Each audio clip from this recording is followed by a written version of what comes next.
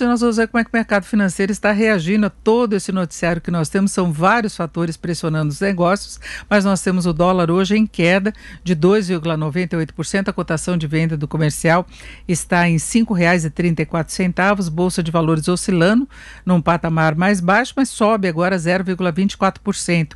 Está até reagindo um pouquinho em relação ao começo da tarde. Nós vamos falar sobre isso com o André Perfeito, que é economista-chefe da Necton Investimentos. André, boa tarde. Olá, boa tarde, Denilson. Boa tarde a todos os ouvintes. Bom, André, hoje tem muita coisa para o mercado administrar e acabar refletindo nos negócios. Nós falávamos há pouco da situação da Eletrobras. Eu queria saber especificamente como é que está o desempenho das ações hoje, mas nós tivemos a divulgação do IPCA 15, uma inflação que ainda se mostrou pressionada, a variação em janeiro agora ficou em 0,78, alimentos ainda com variação muito alta, mas todos os grupos de preços quase tiveram elevação. Eu acho que o destaque negativo foi a questão de passagens aéreas, que não necessariamente reflete uma acomodação de inflação, é um item muito específico que pesa demais no índice, né, colabora até para uma desaceleração, a queda foi de mais de 20% no mês das passagens, mas no geral um comportamento pressionado. Em 12 meses o IPCA 15 acumula alta de 4,30 e a variação mensal foi a maior para o mês desde 2016. E tivemos a ata do Copom reafirmando, né, essa preocupação do Comitê de Política Monetária do Banco Central com o comportamento da inflação, mas também com a atividade econômica, né, André? Exatamente, né, Denise? Muita coisa nesse início de semana. Aí teve feriado ontem, a gente acabou operando, não operando ontem, então a gente foi atrás aí de algumas notícias também. Mas vamos lá para o partes, né? Hoje a Bolsa abriu com muita alta, muito entusiasmada, e aí caiu, ficou no 0 a 0, agora está subindo um pouco mais. O dólar, de fato, né, está caindo fortemente, o real ganhando, mas isso aí tem pouco a ver com a gente, isso daí é importante apontar, né? O dólar, né, e o real, por consequência, está oscilando muito em função dos juros norte-americanos. E hoje os juros lá nos Estados Unidos caíram. Se os juros caem, isso atrai menos dólar para os Estados Unidos de volta e acaba justamente fortalecendo o real. Então, é menos por conta da gente, no final das contas, isso, né? Na ata do Copom, como você colocou, foi divulgado hoje, só que há algum tempo, né, desde a administração do Ilan, né, eles mudaram o comunicado, né, e hoje em dia, né, o comunicado, quando eles soltaram semana passada, ele já tem cara aí de um sumário executivo, né? Quem acompanha o mercado financeiro, eu lembro quantas vezes eu conversei com você, né, Denise, quando era antigamente os comunicados, era uma linha só, Exatamente. às vezes 2 frases, nem isso, né? Aí tinha que ficar aí tentando descobrir o que eles estavam falando. Hoje não, está mais claro, né? O que eles se preocupam já no comunicado.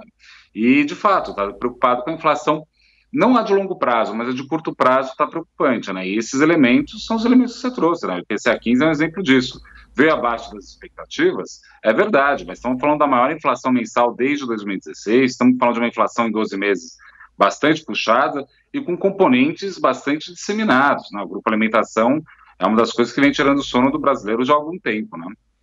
Agora, em relação à Eletrobras, porque isso envolve a expectativa quanto à agenda econômica do governo, aquela agenda básica, né, desde a época de campanha de Jair Bolsonaro, que é a agenda liberal, redução do tamanho do Estado, privatizações. O ministro Paulo Guedes insiste na possibilidade de levar isso tudo adiante, e o presidente Bolsonaro falou em aceleração de privatizações hoje. Então, eu não sou tão otimista assim a respeito disso, não. Me parece que a gente está vendo uma disputa pela presidência da Câmara, né? Já está muito evidente que tanto o Arthur Lira, que é o candidato do governo, quanto o Baleia Rossi, não tem essa questão, assim, como central, a questão das privatizações, né? Não à toa as ações, né, estão caindo fortemente, né? A gente viu uma queda bastante significativa esses últimos dias dessas ações, né? É normal, faz parte do jogo. Aí é difícil também entender um pouco a cabeça do governo. O mercado até agora não digeriu bem essa interferência do presidente Bolsonaro no Banco do Brasil, né? Quando o presidente da instituição iniciou um processo de, vamos dizer assim, de tornar mais moderno, pelo menos de enxugar a máquina, né, do Banco do Brasil. O presidente Bolsonaro foi bateu de frente, né, ali, né, até gerou especulações fortíssimas, né, e muito boato até da saída do presidente da instituição do Banco do Brasil. Então, vamos dizer assim, ninguém questiona, né, a convicção liberal do Paulo Guedes, né, mas o presidente Bolsonaro, às vezes a gente fica olhando, assim, no mercado financeiro, alguns colegas, né, e parte do mercado, às vezes não tem tanta convicção a respeito disso, não. Tem a questão do Banco do Brasil que você citou, que também se levou à discussão da agenda do governo, e antes tinha tido a questão do CEAGESP também, não é? Exatamente, né? Não falta exemplo disso, né, Denise? A gente que fica atento dia a dia da política econômica, né? E mais do que isso, né? A gente sabe também, até a ata do Banco Central, né? O Banco Central vem trazer a questão da inflação, as expectativas de inflação mais de curto prazo, né? Mas a gente sabe muito bem que a discussão do teto dos gastos é uma discussão que não está nem um pouco pactuada. Na verdade, a gente tem muita dúvida a respeito disso. Talvez vai ter auxílio emergencial ou não, né? Qual que é essa discussão? Muito provavelmente a gente deve ter algum tipo de mais gastos agora no início do ano, ao que parece, né? A não ser que, de fato, o Congresso ignore alguns tipos de pressão política que estão tendo, né?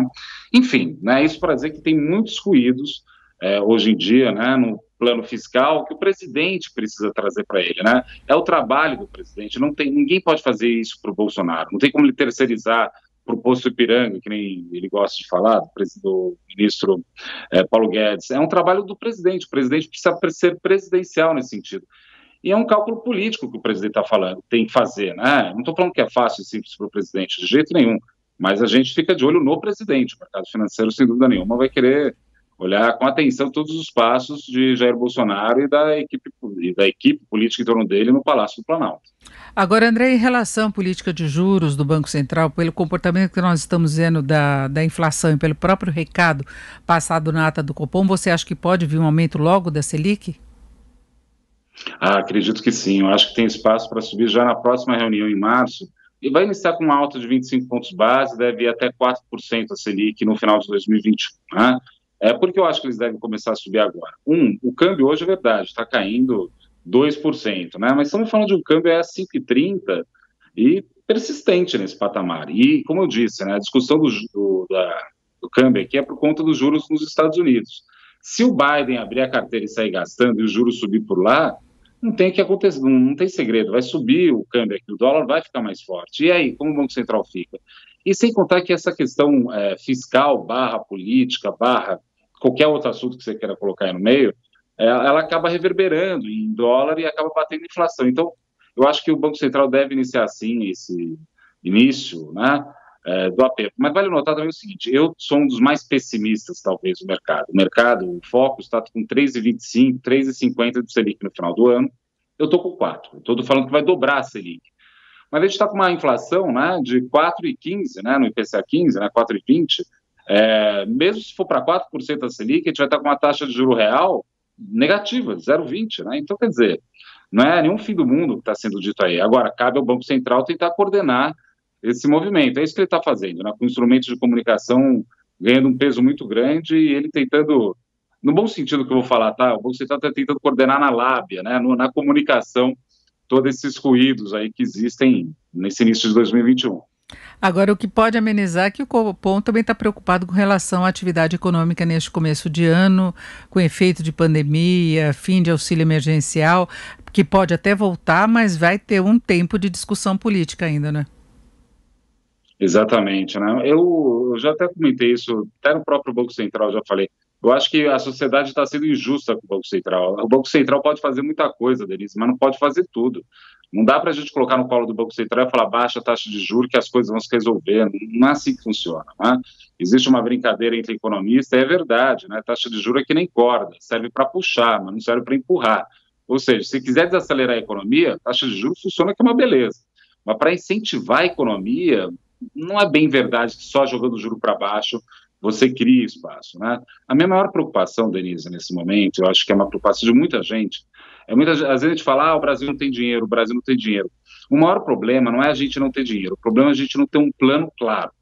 A gente não tem clareza dos planos que o governo quer tocar.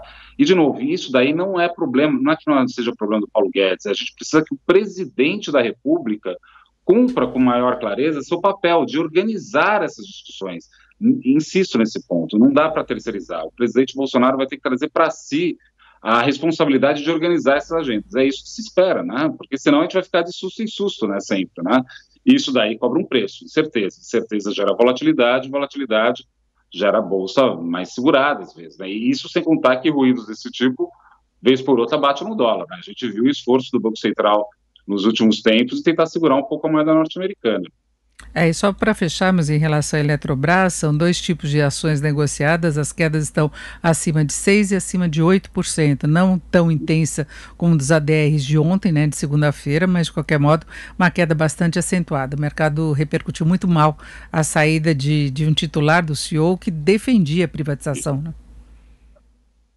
Isso daí é aquele, popularmente, aquele o gato subiu no telhado, né? Então, e outra coisa, 6 ou 8%, né? 6%, levando em conta que a Selic é 2, estamos falando 300% do CDI do ano, né? Então, não é pouco dinheiro hoje em dia isso não, é bastante dinheiro num único dia para perder. Enfim, isso tudo tem de novo.